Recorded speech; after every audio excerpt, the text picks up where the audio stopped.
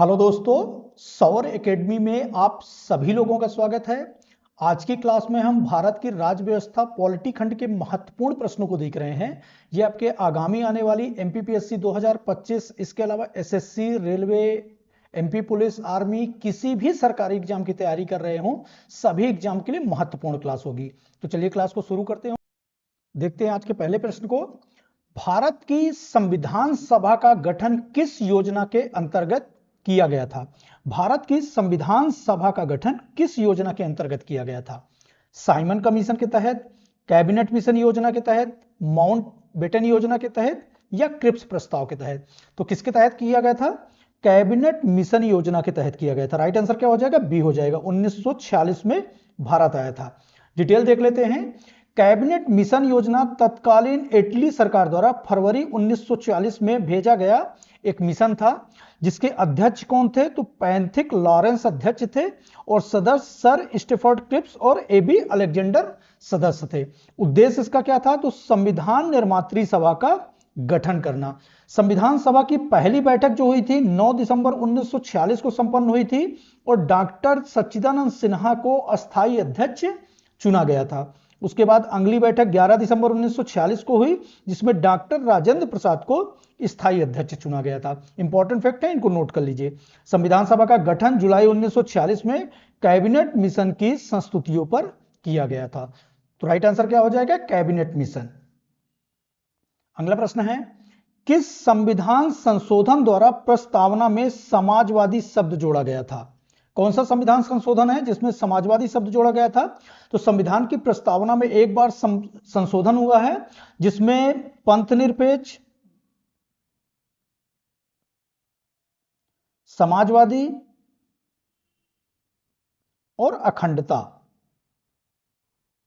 ये तीन शब्द जोड़े गए हैं। तो वो कौन सा संविधान संशोधन है?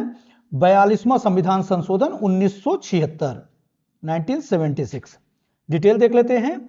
42वें संविधान संशोधन अधिनियम 1976 के द्वारा भारतीय संविधान की प्रस्तावना में तीन शब्द जोड़े गए थे। वो कौन कौन से शब्द हैं? धर्मनिरपेक्ष, समाजवादी और अखंडता, ये तीन शब्द जोड़े गए थे। इसके अलावा 42वें संविधान संशोधन अधिनियम द्वारा भाग 4 का में नागरिकों के मौलिक कर्तव्य भी जोड़े गए हैं। जब जोड़े गए थे मौलिक कर्तव्य, तो इनकी संख्या कितनी थी? 10 में। बाद में 2002 में एक नया संविधान, नया मौलिक कर्तव्य जोड़ के अभी वर्तमान में कितनी संख्या हो गई है? तो 11 हो गई है। प्रश्न ये भी पूछा जाता है, तो इसको भी नोट कर लीजिए। अगला प्रश्न देख लेते हैं। नीति आयोग के उपाध्यक्ष की नियुक्ति कौन करता है?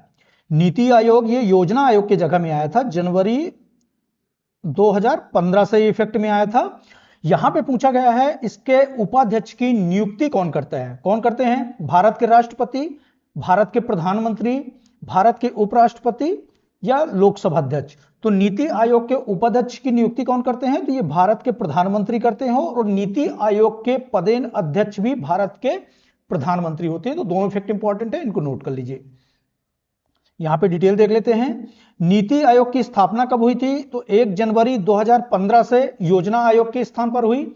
संगठन में एक अध्यक्ष और एक उपाध्यक्ष होते हैं। अध्यक्ष कौन होते हैं? तो ये प्रधानमंत्री होते हैं और उपाध्यक्ष की नियुक्ति प्रधानमंत्री द्वारा की जाती है। इसके अलावा नीति आयोग के वर्तमान उपाध्यक्ष कौन है? तो डॉक्टर सुमन बेरी है। तो इस फैक्ट को भी नोट कर लीजिए। वर्तमान में अध्यक्ष कौन है? डॉक्टर सुमन बेरी। अगला प्रश्न है, भारतीय संविधान में कौन सा अनुच्छेद राष्ट्रपति के महाभियोग से संबंधित प्रावधानों को प्रदान करता है? कौन सा अनुच्छेद है जिसमें राष्ट्रपति के महाभियोग संबंधित प्रावधान है?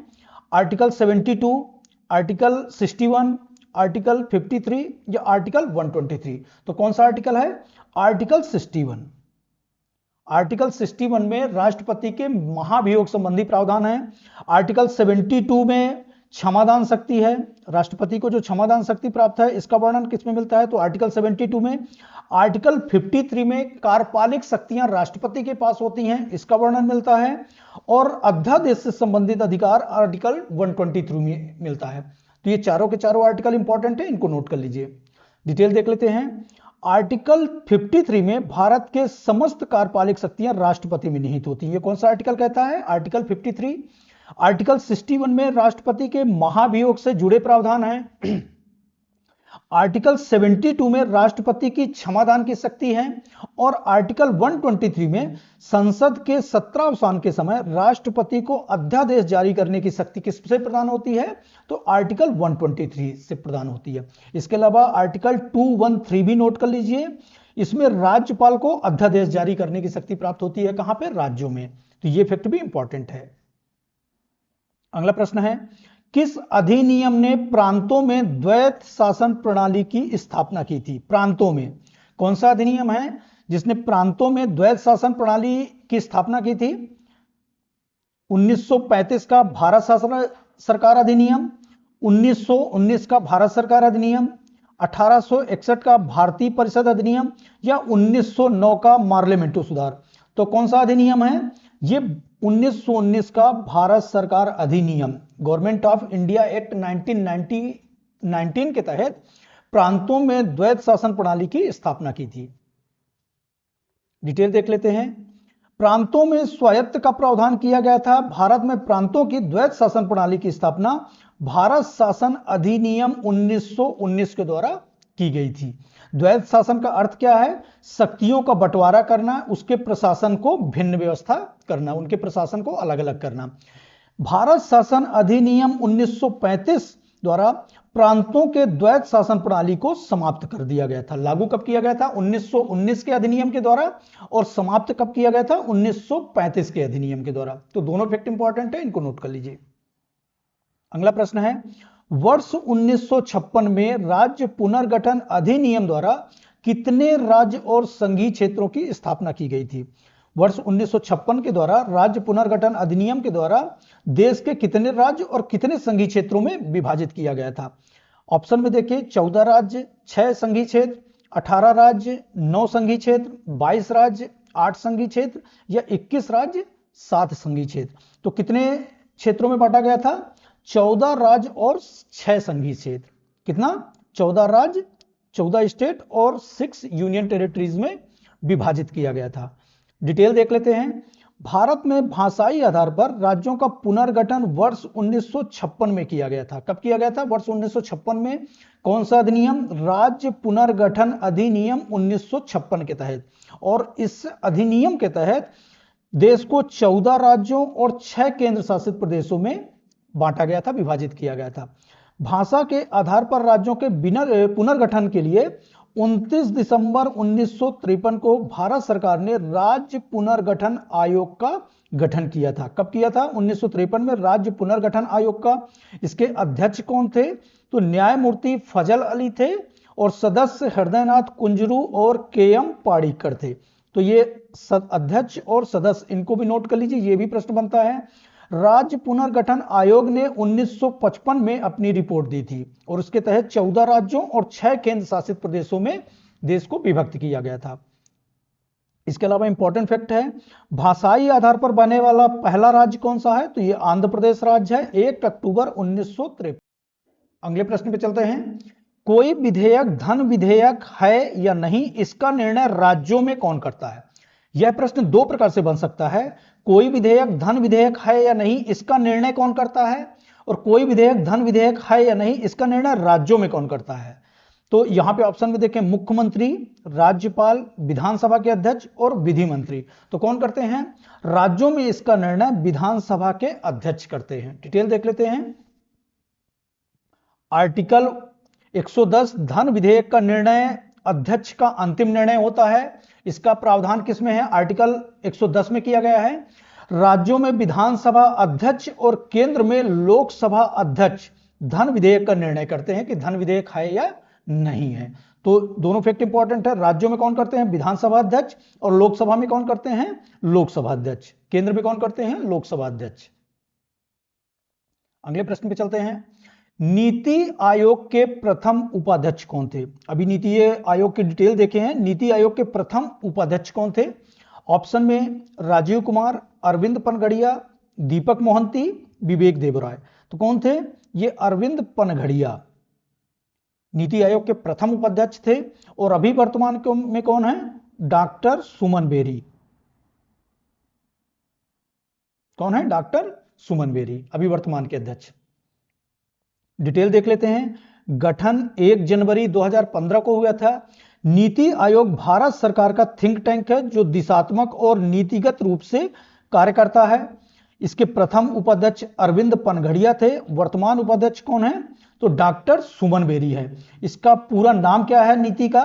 राष्ट्रीय भारत परिवर्तन संस्थान, national institution for transforming India. तो इस फैक्ट को भी नोट कर लीजिए। अगले प्रश्न पे चलते हैं। भारत में उच्चतम न्यायालय का उद्घाटन किस तिथि में हुआ था, या उच्चतम न्यायालय का गठन किस तिथि में हुआ था? 27 जनवरी 1950, 28 जनवरी 1950, 29 जनवरी 1950 या 30 जनवरी 1950? तो कब हुआ था? ये 28 जनवरी 1950 को हुआ था उच्चतम न्यायालय का गठन। देख लेते हैं डिटेल। भारत में उच्चतम न्यायालय का उद्घाटन 28 जनवरी 1950 को हुआ था। उच्चतम न्यायालय को मौलिक अधिकारों का संरक्षक भी कहा जाता है। इंपॉर्टेंट फैक्ट है, यह प्रश्न पूछा जाता है कि मौलिक अधिकारों का संरक्षक किसे कहा जाता है? तो ये सर्वोच्च न्यायालय होते हैं। भारत का शीर्ष न्यायालय है। स्थिति कहां है? तो ये दिल्ली में स्थित है। संविधान में संवैधानिक प्रावधान क्या है? तो भाग 5 में आर्टिकल 124 से 147 में सर्वोच्च न्यायालय का वर्णन मिलता है। वर्तमान में मुख्य न्यायाधीश सहित 34 न्यायाधीश हैं, एक मुख्य न्यायाधीश और 33 अन्य न्यायाधीश हैं। नियुक्ति किसके द्वारा की जाती है? तो राष्ट्रपति के द्वारा की जाती है। और पदच्युति जो की जाती है महाभियोग प्रस्ताव के माध्यम से किया जाता है। नॉर्मल पद्धति से किसी भी न्यायाधीश को नहीं हटाया जा सकता, महाभियोग पद्धति के द्वारा, महाभियोग प्रस्ताव के द्वारा हटाया जा सकता है। अगले प्रश्न पे चलते हैं। संविधान सभा द्वारा स्थापित मौलिक अधिकारों और अल्पसंख्यक हेतु सलाहकार समिति के अध्यक्ष कौन थे? इस तरह से भी प्रश्न बनते हैं। संविधान सभा द्वारा स्थापित जो मौलिक अधिकारों और अल्पसंख्यक हेतु सलाहकार समिति के अध्यक्ष कौन थे? ऑप्शन में देखें, सरदार वल्लभ भाई पटेल, पंडित नेहरू, डॉक्टर भीमराव अंबेडकर या BN राव। तो कौन थे? ये सरदार वल्लभ भाई पटेल थे। लौह पुरुष सरदार वल्लभ भाई पटेल। डिटेल देख लेते हैं। संविधान सभा द्वारा स्थापित मौलिक अधिकारों और अल्पसंख्यक हेतु सलाहकार समिति के अध्यक्ष कौन थे? सरदार वल्लभ भाई पटेल थे। सरदार वल्लभ भाई पटेल को लौह पुरुष के नाम से जाना जाता है। वे भारत के पहले उप प्रधानमंत्री और भारत के पहले गृह मंत्री थे। इसके अलावा कुछ अन्य समितियां हैं जो प्रश्न बनते हैं, जो बार बार पूछे जाते हैं।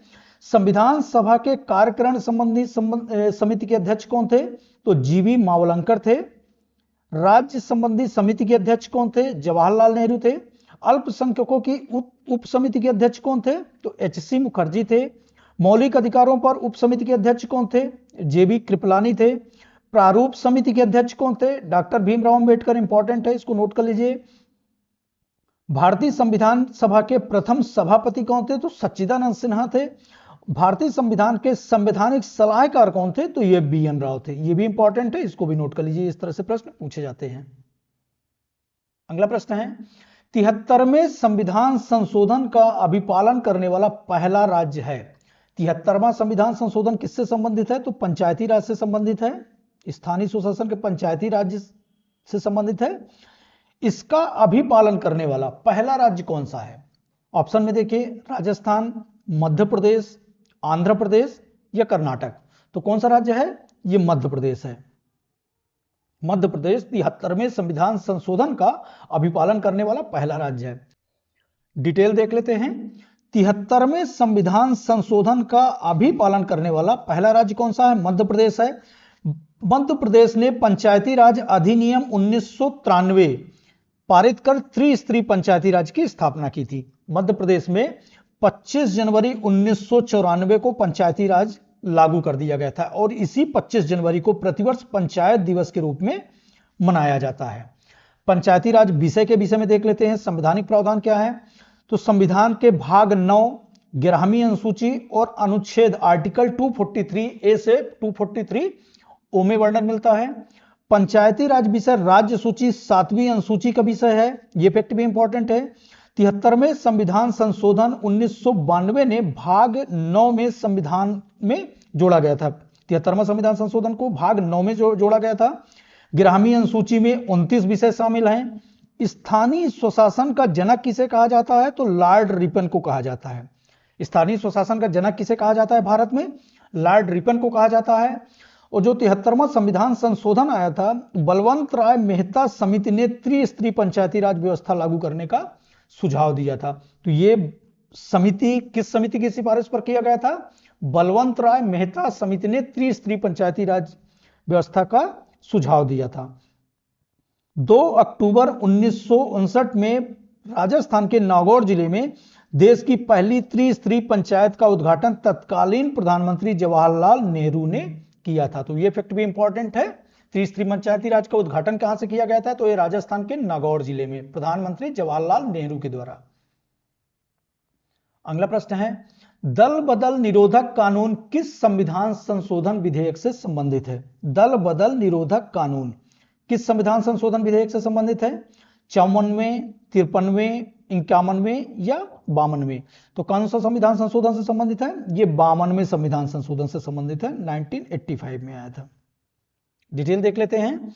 भारत के संविधान में 52वां संविधान संशोधन दल बदल विरोधी कानून से संबंधित है और इसको भारतीय संविधान में 10वीं अनुसूची में शामिल किया गया है, 10वीं अनुसूची में जोड़ा गया है। लागू कब से किया गया है? 15 फरवरी 1985 में। तीनों के तीनों फैक्ट इंपॉर्टेंट है, इनको नोट कर। अगला प्रश्न देख लेते हैं।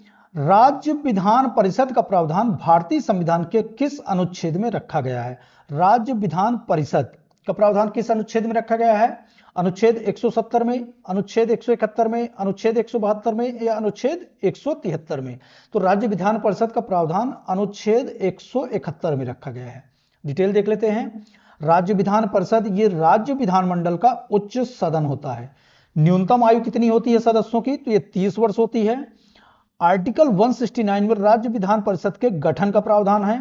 आर्टिकल 171 में राज्य विधान परिषद की संरचना का प्रावधान है। सदस्य संख्या देख लेते हैं। तो राज्य विधानसभा के कुल सदस्य संख्या का 1/3 से अधिक नहीं होना चाहिए और 40 से कम नहीं होना चाहिए। राज्यों में कौन कौन से राज्यों में विधान परिषद है? तो आंध्र प्रदेश, कर्नाटक, तेलंगाना, महाराष्ट्र, बिहार और उत्तर प्रदेश, ये 6 राज्यों में विधान परिषद है, द्विसदनीय व्यवस्था है। अगला प्रश्न है, उच्च न्यायालय के न्यायाधीशों की अधिकतम आयु सीमा कितनी होती है? उच्च न्यायालय, हाई कोर्ट के न्यायाधीशों की अधिकतम आयु सीमा कितनी होती है? 60 वर्ष, 62 वर्ष, 65 वर्ष या 58 वर्ष? तो कितनी होती है? ये 62 वर्ष होती है। डिटेल देख लेते हैं। उच्च न्यायालय राज्य का सर्वोच्च न्यायालय होता है। संवैधानिक प्रावधान अनुच्छेद 214 में प्रत्येक राज्य में एक उच्च न्यायालय होगा प्रावधान मिलता है। न्यायाधीश की अधिकतम आयु 62 वर्ष होती है और इसको 15वें संविधान संशोधन अधिनियम 1963 के तहत न्यायाधीश की अधिकतम आयु 60 वर्ष से बढ़ाकर कितनी कर दी गई है? 62 वर्ष। अभी वर्तमान में कितनी है? तो 62 वर्ष है। अगले प्रश्न पे चलते हैं। राज्य लोकसभा आयोग के अध्यक्ष और सदस्यों की नियुक्ति की जाती है। राज्य लोकसभा आयोग के अध्यक्ष और सदस्यों की नियुक्ति कौन करते हैं? राज्यपाल, मुख्यमंत्री, राष्ट्रपति या अध्यक्ष संघ लोक सेवा आयोग। तो किसके द्वारा की जाती है? राज्यों के लोक सेवा आयोग के अध्यक्ष और सदस्यों की नियुक्ति ये संबंधित राज्य के राज्यपाल करते हैं। डिटेल देख लेते हैं।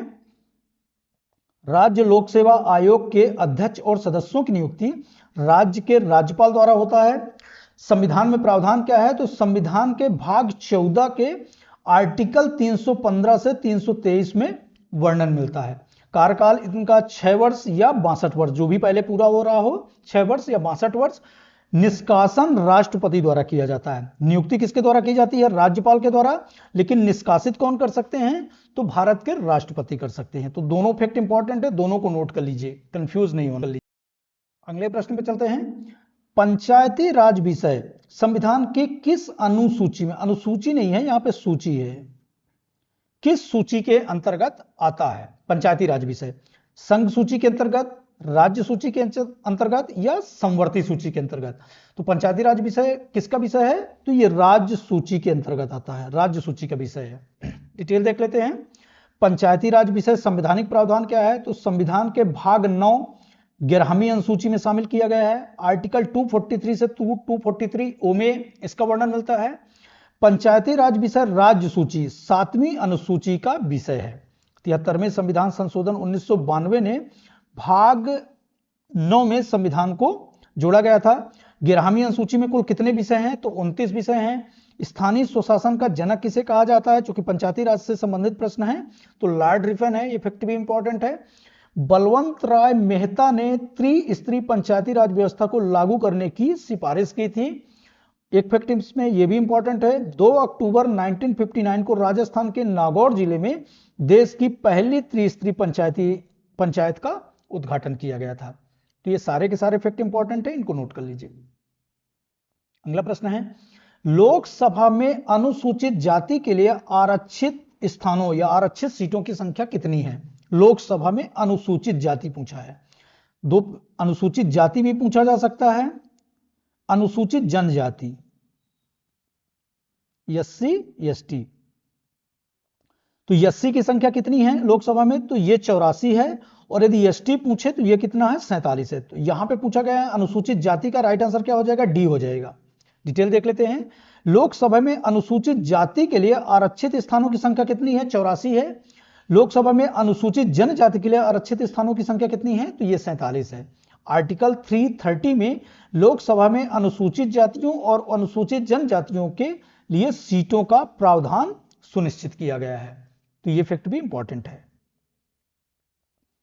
भारतीय संविधान के अंतर्गत प्रथम आम चुनाव किस वर्ष हुए थे? प्रथम आम चुनाव किस वर्ष हुए थे? 1949 में, 1950 में, 1952 में या 1953 में? कब हुए थे प्रथम आम चुनाव? 1952 में, 1952 में प्रथम आम चुनाव हुए थे। डिटेल देख लेते हैं। प्रथम आम चुनाव 25 अक्टूबर 1951 से लेकर 21 फरवरी 1952 तक चला। सीटों की संख्या कितनी थी? तो 489 थी। बहुमत के लिए आवश्यक सीटें 245 थी। प्रथम लोकसभा का पहला अधिवेशन 13 मई 1952 को हुआ था। यह फैक्ट भी इंपॉर्टेंट है। प्रथम मुख्य चुनाव आयुक्त कौन है? तो सुकुमार सेन है। और अभी वर्तमान में कौन है? वर्तमान मुख्य चुनाव आयुक्त कौन है? तो राजीव कुमार है। प्रथम पूछे तो सुकुमार सेन है और अभी वर्तमान पूछे तो राजीव कुमार। अगला प्रश्न है, राज्यसभा का सर्वप्रथम गठन किस वर्ष हुआ था? राज्यसभा जो अपर सदन है उसका गठन कब हुआ था? 1950 में, 1951, 1952 या 1953? तो कब हुआ था? 1952 में हुआ था। राइट आंसर क्या हो जाएगा? सी हो जाएगा। राज्यसभा का गठन 3 अप्रैल 1952 में किया गया था। पहली बैठक 13 मई 1952 में हुई थी। पहले सभापति कौन थे? तो सभापति इसमें उपराष्ट्रपति होते हैं, डॉक्टर एस राधाकृष्णन पहले सभापति थे। और अभी वर्तमान में सभापति कौन है? तो जगदीप धनखड़। यदि पहले सभापति पूछा जाए तो डॉक्टर एस राधाकृष्णन, और अभी वर्तमान में कौन है? तो जगदीप धनखड़ हैं। राज्यसभा उच्च सदन होता है, स्थायी सदन होता है। वर्णन आर्टिकल 80 में मिलता है। अधिकतम सदस्य संख्या 245 होती है, जिसमें 12 सदस्य राष्ट्रपति द्वारा मनोनीत किए जाते हैं। राज्यसभा सदस्य की न्यूनतम आयु कितनी होती है? तो ये 30 वर्ष होती है। कार्यकाल इनका 6 वर्ष का होता है। 1/3 सदस्य प्रत्येक 2 वर्ष बाद रिटायर हो जाते हैं, सेवानिवृत्त हो जाते हैं। पदेन सभापति कौन होते हैं? तो उपराष्ट्रपति अभी वर्तमान में कौन है? तो जगदीप धनखड़ हैं। अगला प्रश्न है, भारतीय लोकसभा के प्रथम अध्यक्ष कौन थे? भारतीय लोकसभा लोकप्रिय सदन है, इसके प्रथम अध्यक्ष कौन थे? श्री नीलम संजीवन रेड्डी, सरदार हुकुम सिंह, श्री गणेश वासुदेव मावलंकर या बलिराम भगत? तो कौन है? श्री गणेश वासुदेव मावलंकर हैं, लोकसभा के प्रथम अध्यक्ष हैं, प्रथम स्पीकर हैं। और अभी वर्तमान में कौन है? तो ओम बिड़ला। ये दूसरी बार लोकसभा अध्यक्ष चुने गए हैं, ओम बिड़ला। तो दोनों फैक्ट इंपॉर्टेंट है। यदि प्रथम पूछे तो श्री गणेश वासुदेव मावलंकर, और अभी वर्तमान में कौन है? तो ओम बिड़ला। लोकसभा को लोगों का सदन, लोकप्रिय सदन भी कहा जाता है। संरचना का वर्णन किसमें मिलता है? तो आर्टिकल 81 में मिलता है। संसद का प्रथम या निम्न सदन होता है। लोकसभा के अधिकतम सदस्य संख्या कितनी होती है? तो 550 होती है, जिसमें 530 सदस्य जो होते हैं राज्यों से और 20 सदस्य जो होते हैं यूनियन टेरिटरी से होते हैं। कार्यकाल इनका 5 वर्ष का होता है। लोकसभा के सदस्यों का चुनाव सार्वभौमिक वयस्क मताधिकार द्वारा कराया जाता है। और न्यूनतम आयु कितनी होती है लोकसभा सदस्य चुने जाने की? तो 25 वर्ष होती है। इसको भी नोट कर लीजिए। हम भारत के लोग, we the people of India शब्द का प्रयोग भारतीय संविधान में कहां से लिया गया है या कहां पर किया गया है?